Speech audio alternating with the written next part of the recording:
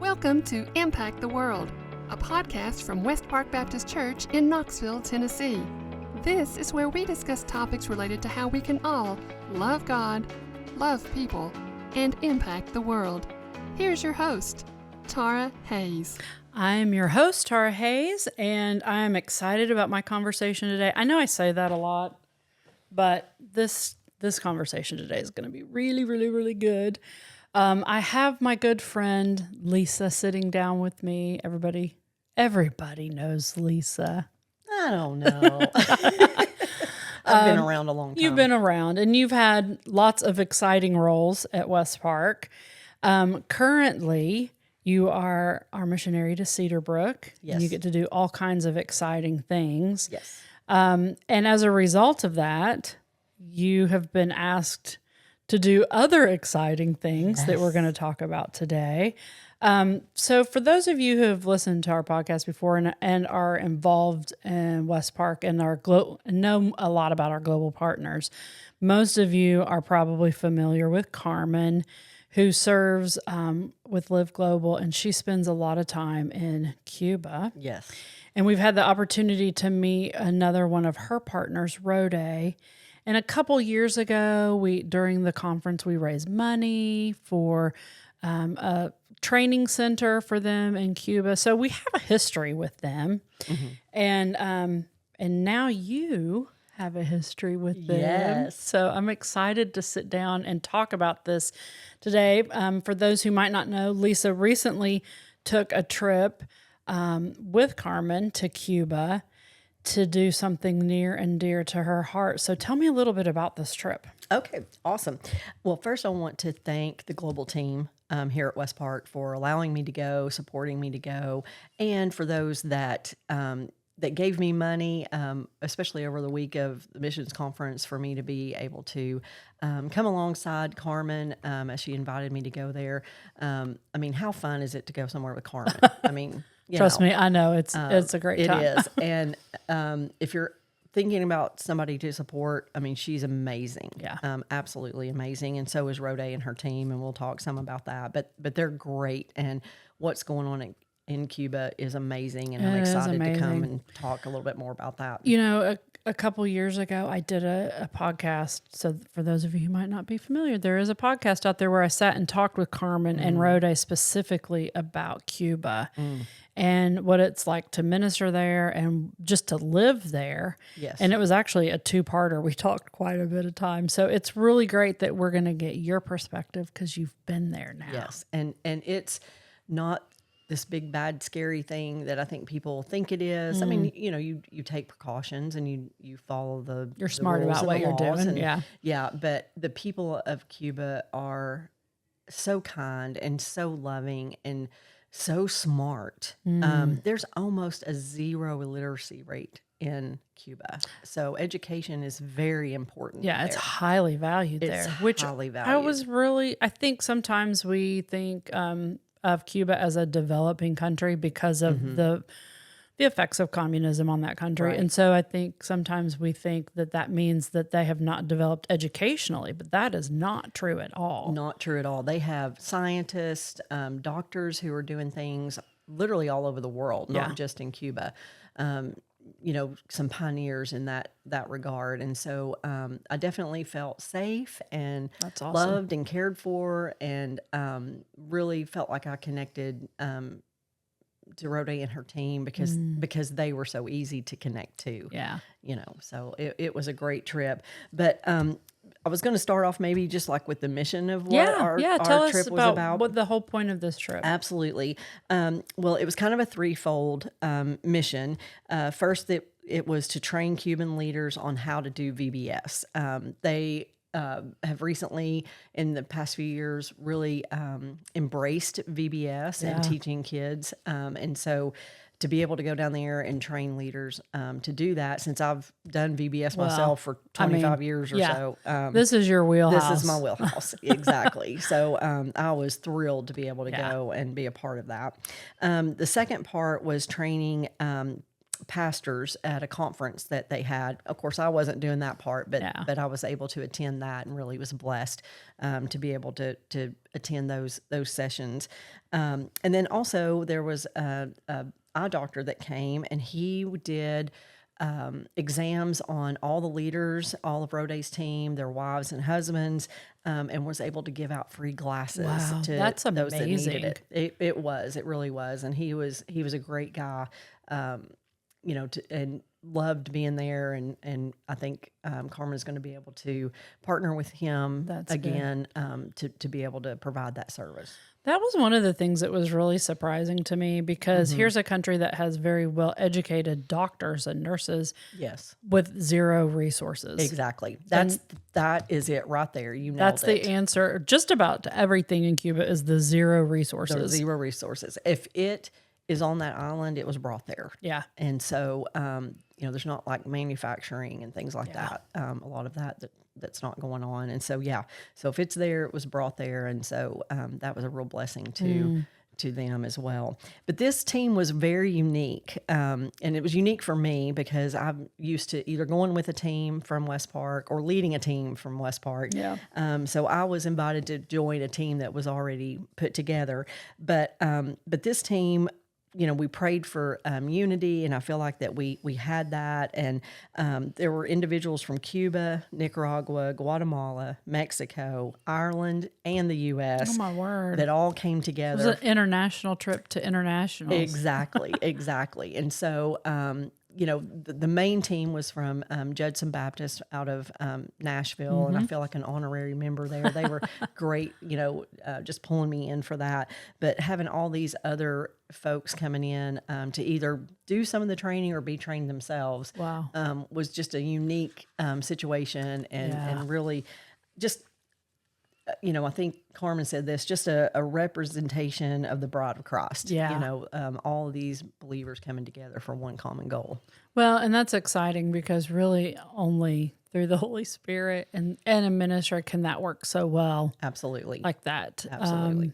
To bring something together like that. Yes. That's yes. awesome. Saw a lot of, humility and teamwork and putting others first. So that's always what makes that work. Oh, yeah.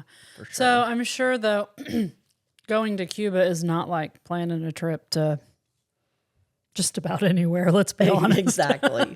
There are a lot of obstacles that you have to work through just to even get there. And I know there were some big problems up front, or Yes. what appeared to be problems. So right. share that with us. Okay. Well, as most of you all know, on a global scale, political scale, with the U.S. And Venezuela, Venezuela sends a lot of fuel over to Cuba, and right now that has been ceased. And so Cuba has traditionally had a hard time getting fuel, but it has really cut down the amount of fuel that they're getting. So, so before the trip, we were preparing to have many limitations, and some of that was due to the fact that we didn't get our religious visas. That was what we were hoping for. That would have allowed us to train and to stay at the Catholic monastery that was there. And we also knew that there was going to be a severe shortage of fuel on the island. And so this was going to really restrict us in our environment.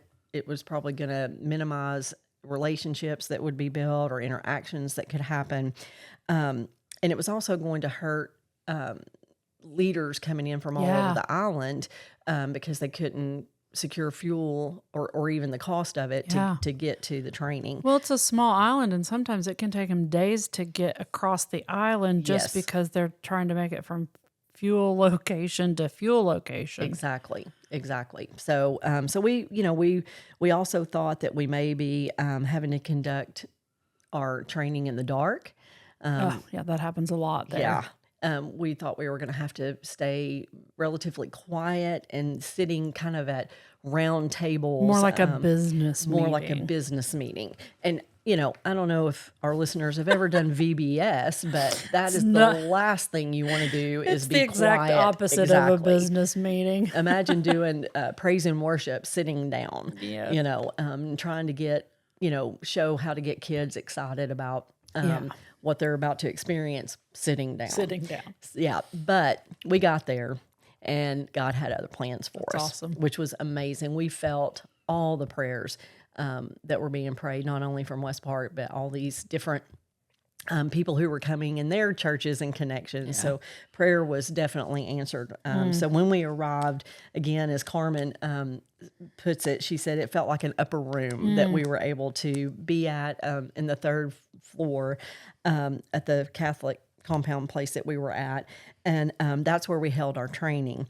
And we were, I hate to say excited, but the priest that is over that particular compound was out in a different part of Cuba. So we were able to do the training fully standing up, like you normally would. I normally would do it. And we had electricity the entire time we were there, which was amazing because the week prior they had not had very much. And then 2 days later, 2 days after you got back, the entire country was went in black. The dark. Yes, the entire well, country. and for those who don't understand, the visa thing can be very confusing. So if you have a religious visa, it allows you to do a little bit more. Exactly. Because although it's a communist country and they're very restrictive, they still have certain parts of religion that are kind of quote unquote grandfathered in. Yes, and they're very they're religious. Yes, but it's very religious. Typically a Catholic religion, and not so much into the proselytizing. Right. So that's why. So, but if you had the religious visa, then again you have a little more freedom because they know why you're there, and it's so. And we got in on like a humanitarian helping. Like people helping Cuba visa, which allowed us to get in, which was great, but it had restrictions. Yeah. So it's weird because I was asking some other people who travel a lot internationally and have the visa situation, like, explain this a little bit more. And they said, well, if you go in, like, say, on a humanitarian visa, there typically are people kind of watching that are there, which what would have been the priest. Exactly. Would have been watching like, hey, you're not on a religious visa, but because he wasn't there, you could, the Lord just opened the door and gave you freedom. Absolutely. It was awesome. Absolutely. And we were super excited. It was funny, the first day that we were there, one of the Cubans said, okay, we're going to do some praise and worship. And if you feel led to stand. And Rode was like, no, nobody stand. But then after the first day, we realized that he was not there.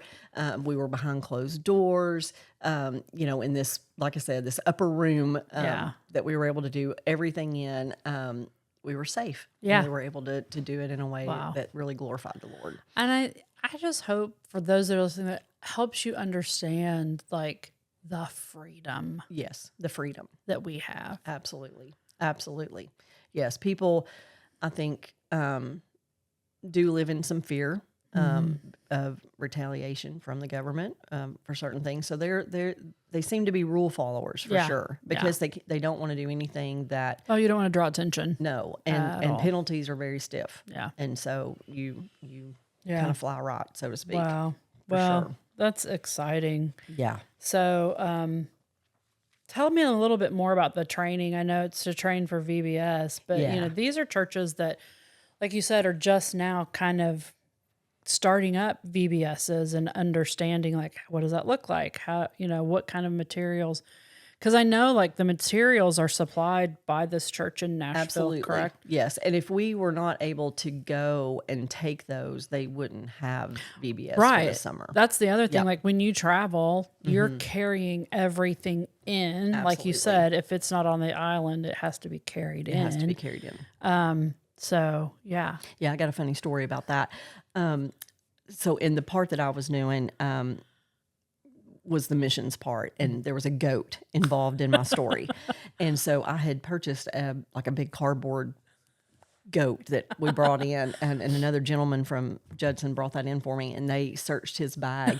And as soon as the airport folks opened it up, they jumped back, and then they were calling everybody over there. That's What hilarious. is this? Yeah. So It was a big goat it was cut a big out. goat. So all the Cubans took a picture with the goat before they left because That's we had to tell awesome. that story. Oh, yeah. So that was good. But it was exciting to be able to go and, like you said, do something that's kind of in my wheelhouse. And what we're already seeing are Cuban leaders beginning to replicate the VBS training that we came and trained them on all across the island. We were in Havana, and so people came from, like I said, all over the island to get this training.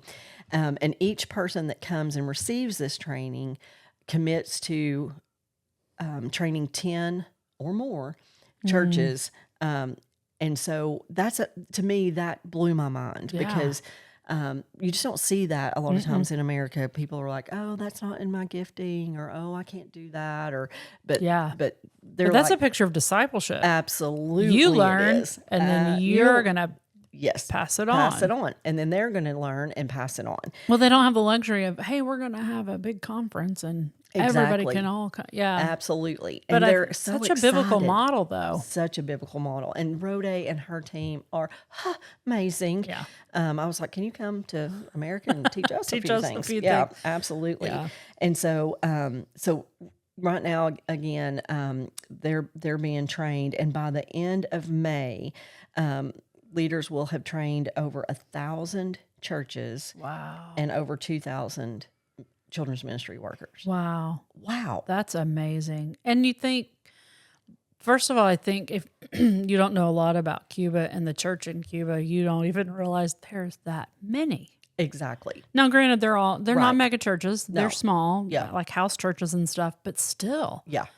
Yeah. I mean, They're- God is working. God is working. in amazing ways in Yes, Cuba. absolutely. That's awesome. And another thing that we was kind of an unexpected blessing that I didn't realize is that we had 3 leaders from Nicaragua who came. Oh, wow. One missionary that used to work with Carmen in Nicaragua, and then a national Nicaraguan pastor and his wife, and they came over. Never been on an airplane, never had wow. been out of the country. That's they were exciting. so cute. They were precious, and they were able to take this training and the resources back to Nicaragua because they want to start doing these VBSs, in their ministry, and then Wow. learning how Rode takes this out and trains other churches. They churches. want to start doing that. That's as well, awesome. which is amazing. It's like a twofold. I mean, like you're spreading the gospel. Absolutely.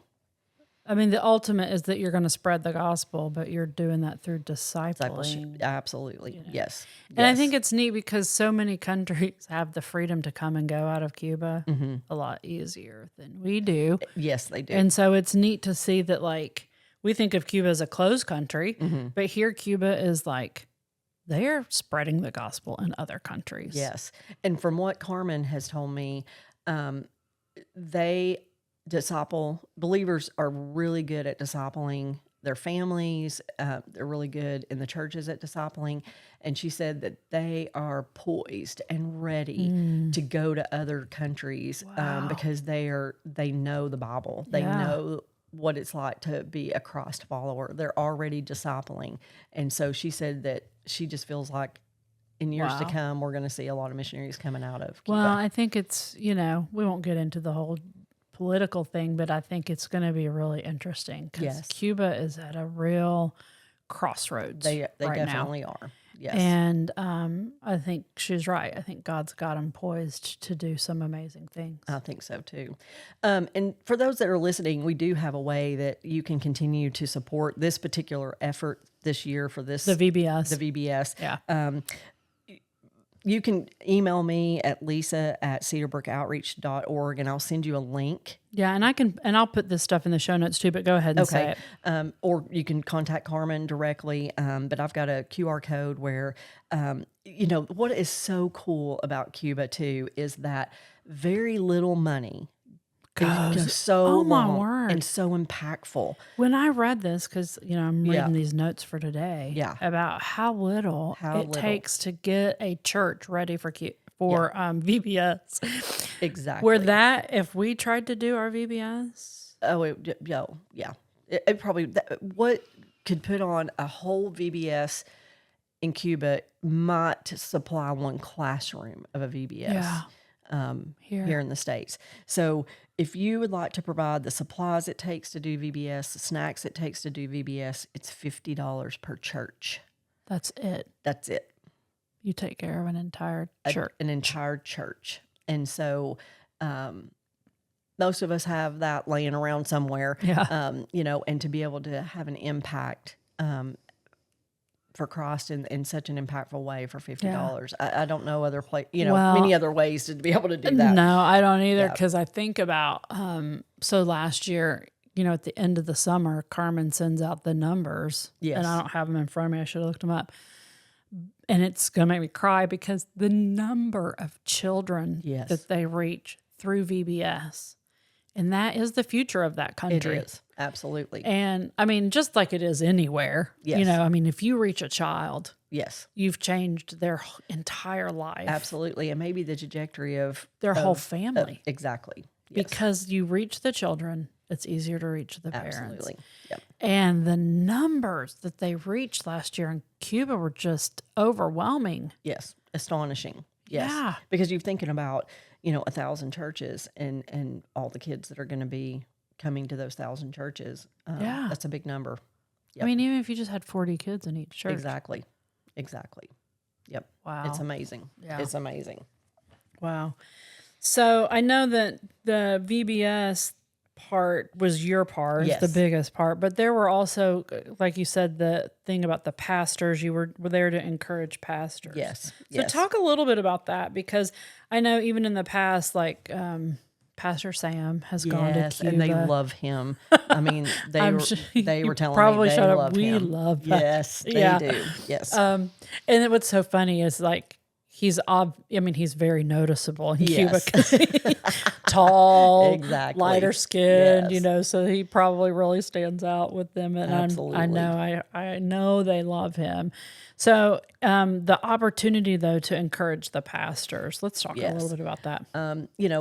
If you've been in ministry at all, and especially pastors and their wives, that they need encouragement. They need to be poured into and loved on. And so during our time there was a pastors conference, and there was about 50 leaders there, about 25 couples that came to that. We were hoping for about 80, but with the shortage of fuel, they just weren't able to get there. But despite those challenges, leaders came from central and western parts of the island to attend, and the Reaching Generations team, was able to love on them and do some training with them. We had the Nicaraguan pastor and the pastor from Ireland was able to bring some messages to them that were encouraging as well to them. But throughout our time together, the pastor shared really honestly about the challenges that they are facing, and especially the challenges of where there's a severe shortage of food and of fuel. Yeah. That's not only hitting them, but the people in their congregation. Yeah. Because this is astonishing, but gas is $40 a gallon in Cuba. And the average income of a Cuban is $10 to $12 a month. Yeah. What? Yeah.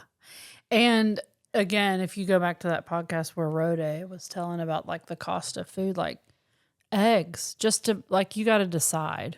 Right. You've got to how would you ever get enough money to even buy gas? Exactly. And you have to use it like a government app to you've got to get on there. There's waiting lines. It takes months to secure some gas. I know Carmen had raised some funds to get Rode and her team a van to transport people around. Well, we couldn't use that van because you couldn't get the gas. Exactly. So most people? Do many of them even really have cars? That was kind of a surreal thing when we were, coming in on the plane and seeing the island coming into view, and we're over the top of the island. We're starting to descend. We saw highways, and they're in great shape. I mean, I've not been overseas and seen roads that are as good a shape as the ones I saw, at least in Havana. Yeah. And there's nobody on the road. Because nobody can afford to Nobody drive. can afford to drive. Exactly. Maybe that's why their roads are in good shape. Yes. Yeah. But yeah. And you know, you see a few like transportation, like buses. Yeah. You see tuk-tuks. They've been getting electric scooters into. But then you also have to have electricity. Right. You Keep gotta that going. to keep that going.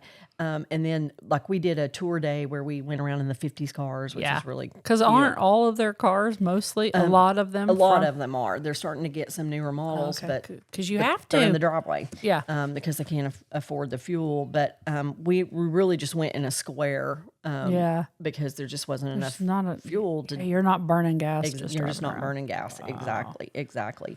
But even though that transportation across the island is extremely difficult, you know, we still saw these leaders who could get there come. And what's hard too is bus schedules are often canceled. Yeah. People wait for hours and sometimes even days to get at the terminals to even get a bus. On the bus. Yes. And so we were praying some of the leaders back to their homes because you got there, but now you got to get back. Yeah, and because we knew that one gentleman's bus had already been canceled, so he was having to stay an extra day, and Rode's team, you know, helped him with that. But trying to get him, you know, back to his home was not an easy thing. It wasn't an easy thing. But in the midst of all the hardships, the church continues to serve faithfully. And many of these churches are doing everything they can to provide food for their members and congregations, but also their communities. And one thing that many of the leaders told us repeatedly was how much it meant to them that we decided to come, because they knew the challenges, they knew what we would be potentially facing, but God intervened with all that. But they were encouraged by that. And again, if we didn't bring that in, there probably wouldn't be a VBS for these churches this summer because they wouldn't have the resources. Wouldn't have any to do resources to carry it off. Exactly. Well, I think, you know, it just really speaks to community. It does. And how important community is. First of all, for these pastors that their community of believers in their churches are so important to encourage them and to uplift each other. And I can't imagine the weight of the responsibility that these pastors are facing. Sure. A lack of resources. And I'm positive that none of these churches it's not like they have huge staffs or anything. Oh, absolutely. You know, it's a lot of times the pastor, maybe one or two other people.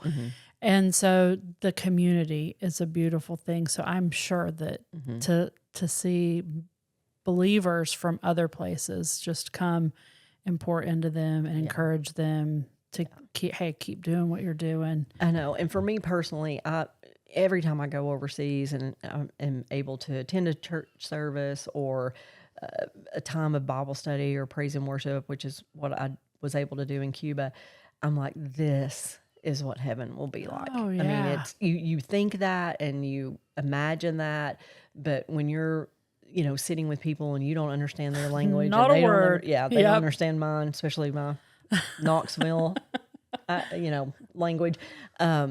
It's just a beautiful thing. Yeah. You know, it's a real shot in the arm for your faith and to keep going. And you know, I was so encouraged. Yeah. You know, you go thinking, oh, you know, I hope I encourage people, but Lord willing, I did. But I come back, I think, more blessed than what I was able to give. Yeah. So it's just a real blessing to be able to That's worship awesome. with other people. Well, and I'm sure for them, it's just a reminder and just a respite of like, this is what the Lord has called you to, and yes, He's going to supply it, and this is what He has. yes. And wow, it's amazing. I know the last place that I went, you know, last year, Matthew and I went to Egypt, and to sit and, like you were saying, during worship, it's overwhelming. It is.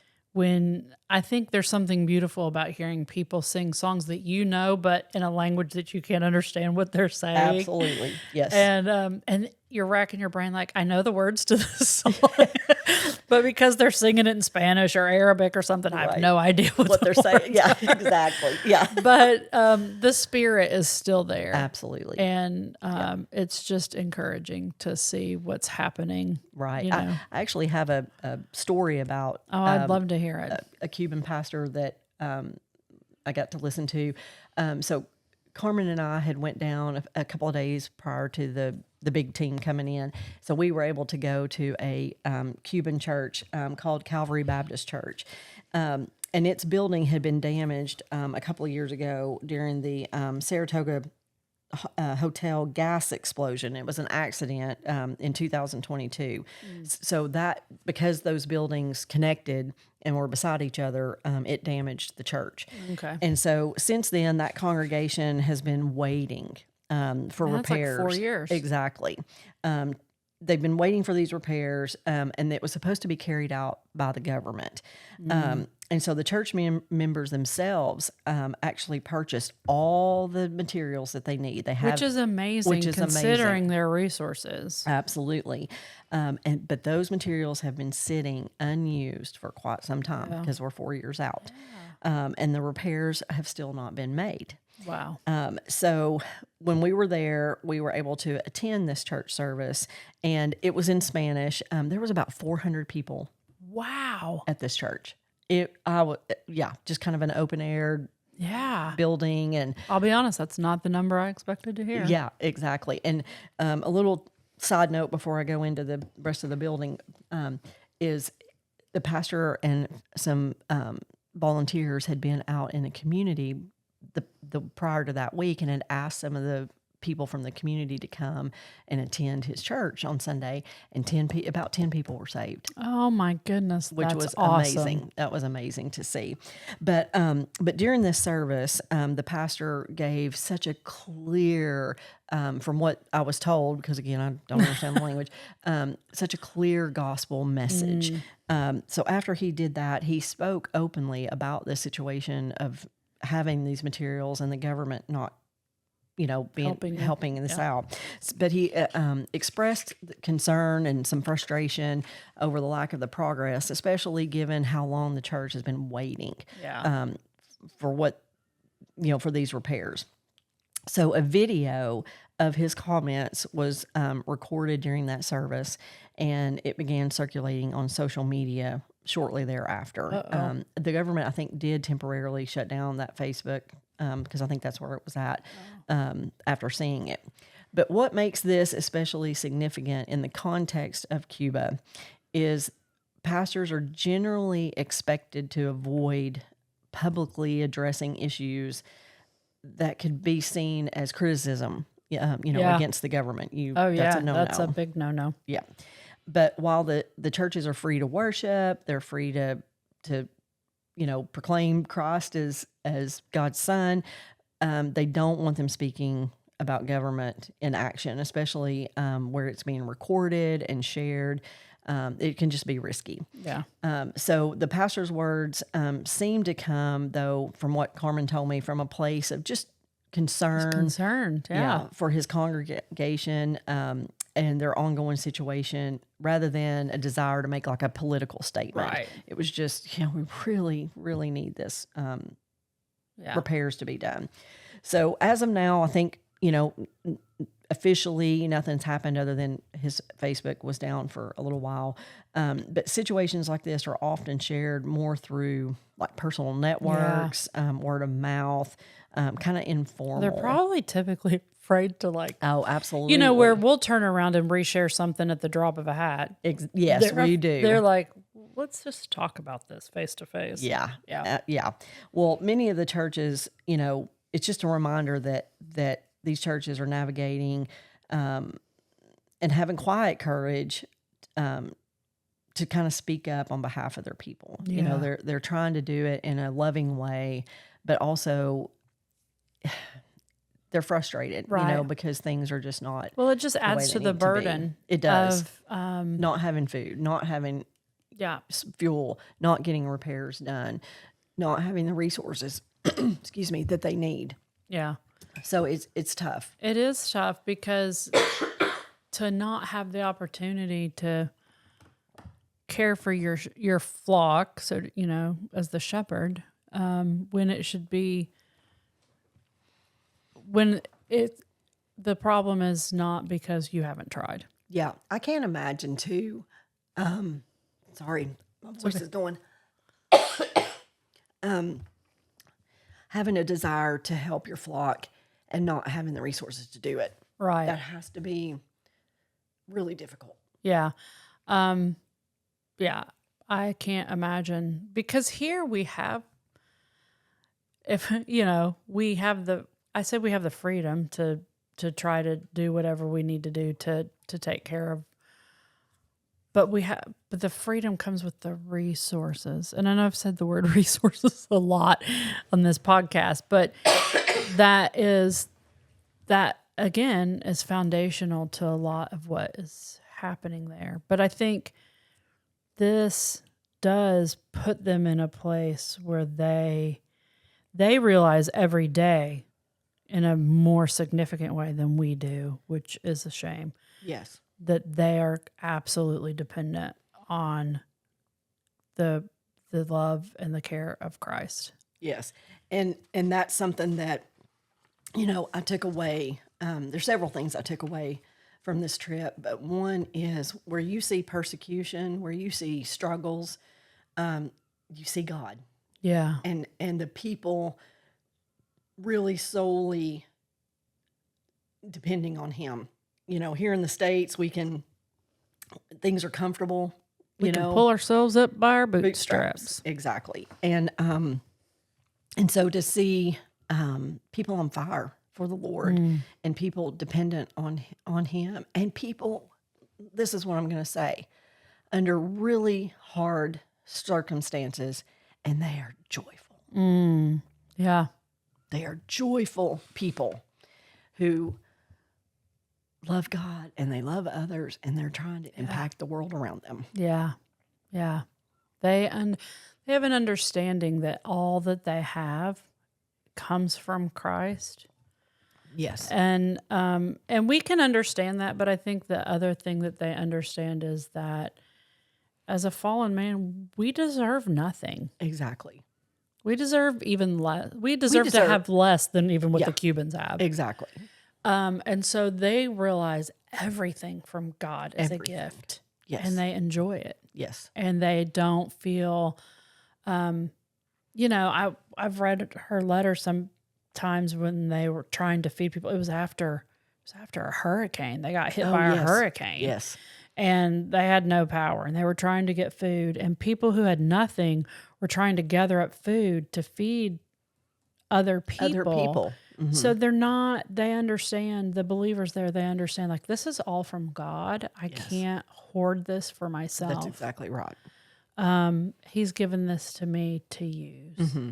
Yep. And everybody's in the same boat. Yeah. And so everybody seems to want to help each other. Yeah. Exactly. Well, and I think they're kind of stripped of the conveniences and the ease of getting everything that their heart desires, so to speak. And so, we talk a lot about a persecuted church is one that's easier to turn towards God.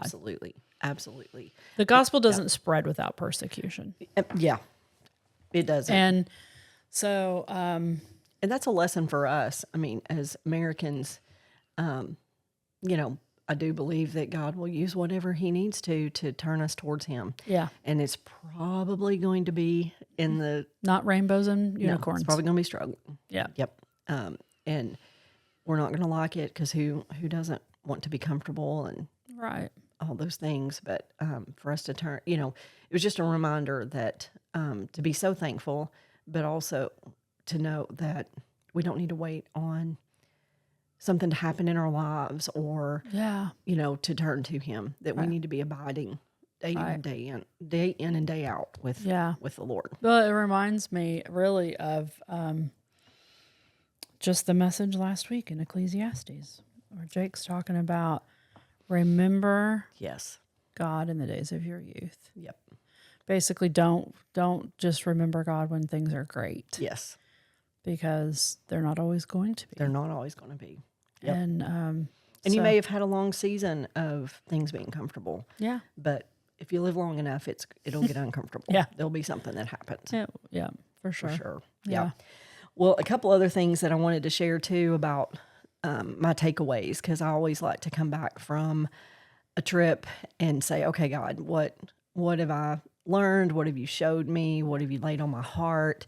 I would encourage anybody that if you have an opportunity to go someplace that's uncomfortable, to do it, because God does reveal so many things to you when you're in another country and seeing, how God is working there, and that's always an encouragement too. Is that He's not the God of Knoxville or the God of West Park, but he's the God of this world, and He is working amazing things in amazing areas. But something that I came away with that a lot coming from those pastors training is a reminder: discipleship. Yeah. The Cubans, and especially Rode's team, are amazing at training and discipling others. I heard a quote recently. I'm actually going to share this Sunday. I'm giving an update. I don't know when this podcast will be out, but I'm doing it this Sunday. But it says, you teach people what they know. So you teach people what they know, but you reproduce who you are. Wow. Yeah. And so I want to be a discipler that reproduces that. Yeah. The Bible commands us to do that. He commands us to reproduce ourselves. Yep. And so I came back thinking, there was another quote, something like, I think it was maybe in Jake's sermon, like, I hope that I'm not successful in things that don't matter. Yes. Yes. And we do a lot of things. We do a lot of not bad things, but we do a lot of things. We're busy people. Yeah. But God commands us to be disciples that disciple others. Well, what's going to last for eternity? Exactly. So, I'm looking at my scorecard, and I'm really, not that is salvation or anything like that, but I want to do what God wants me to do. Right. And so that's just something I've come back with a renewed passion to do. And that's something I'm praying about, like, who God's going to send me next to walk side by side with. What's that look like? Also, I came back feeling like that God is doing amazing things in Cuba. And we talked about, we get comfortable here in the States, but I can tell that through their persecution, through their struggles, Rode, her team, people we came in contact with, are on fire for the Lord and are on fire with joy. Yeah. And I want to remember that when the next time I'm struggling with something, that I can walk through it with joy. Yeah. We really have no excuse. We don't. We do not. And then the last thing that I came away with is that I need to pray. I need to be praying for Cuba. I told Rode when I was down there, every time I get gas, it's going to remind me to pray for them, both physically and spiritually. I mean, going into the grocery store reminds me of that. Having electricity when I flip a light on. Yes. That reminds me to pray for them. Yeah. Because they are living life, doing ministry, raising kids, working, all in a very difficult situation. Yeah. Everything basically that you need for life and we take for granted is something that they're scraping and struggling to get. And they're struggling. And again, with a smile on their face, with joy in their heart. Yeah. And man, that really, really spoke to me. Yeah. That really spoke to me. Wow. What an amazing trip. It was amazing. And I would go anywhere in the world with Carmen. I'm telling you. And she's amazing. And the people there absolutely love her. I have been to another country. When I went to Egypt, Carmen was there and everybody loves Carmen. You cannot know Carmen and not love her. It's because she loves Jesus. It is. And she takes that to other people. She does. And you see Jesus all over her. Yeah. She takes it unconditionally to everyone around her. Yes, she does. This has been a great conversation. Thanks for having me. Thanks for making time to come and sit down with me. And I'll put in the show notes like how to get in touch with you and Great. The information about Cuban VBSs this Yes, and summer. how to support them. Yeah, because I think we could knock a few of those out. I think we can too. Wow. I think we can too. Well, maybe someday, Lisa, we'll take a trip together. I know. We've How said can we this have for been how many- together for Decades. decades and us not go together? I know. I told that to Pastor too. I was like, Pastor, like I've not been on a trip with you either. Yeah. Like, come on. Come on. Come on. Oh. Yeah. This is your challenge, Pastor, if you're listening to this. Oh, he's Me, listening. you, and Pastor. Oh. Ooh. Now Could there's the a world trip. handle it? Can the world handle it? I don't know. I don't know. Carmen probably could. Yeah, Carmen could do it. She could. That'd be awesome. Well, until I get to sit down the next time with you, thanks for coming. Thanks for having me. Thank you for listening to Impact the World. To find out more about West Park Baptist Church in Knoxville, Tennessee, visit westparkbaptist.org.